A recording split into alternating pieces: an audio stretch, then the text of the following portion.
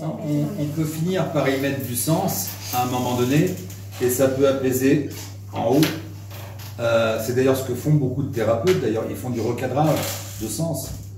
Je me souviens d'une personne qui était venue me voir en cabinet et qui était un peu fracassée, évidemment, puisqu'elle avait perdu sa maman dans des circonstances un peu particulières.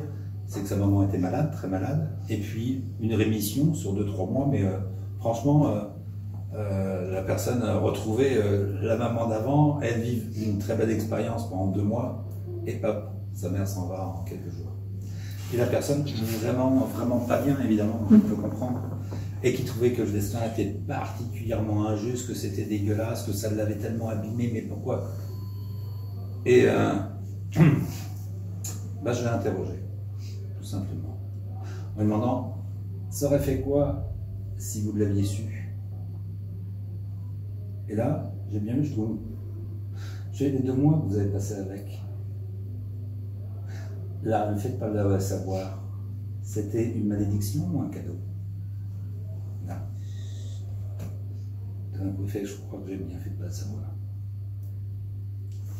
Ce qui, j'ai encore des émotions de cet accompagnement.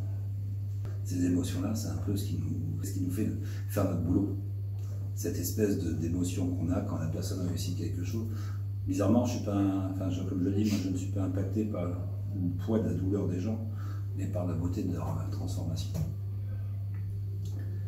Et donc là, la personne, effectivement, a réalisé que c'était une parenthèse un peu bénie, on avait pu avoir des moments particuliers, et qu'en fait, c'était plutôt un cadeau du destin qu'une bénédiction.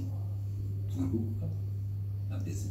Alors je ne dis pas que tout le travail a été fait, mais au moins cette espèce d'écrasement qu'elle ressentait, d'injustice, de quadruple punition, une maman malade, je l'accompagne, en plus elle va mieux, puis ensuite elle disparaît, puis ça n'a pas de sens, plus de questionnement.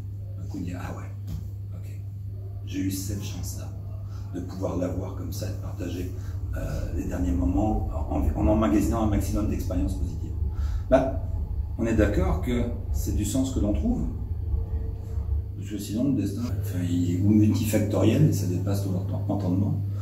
Donc l'objectif parfois c'est effectivement de trouver un moyen de traverser les choses et de bien les ranger en haut et puis ensuite vérifier que ça ne fait plus rien en bas.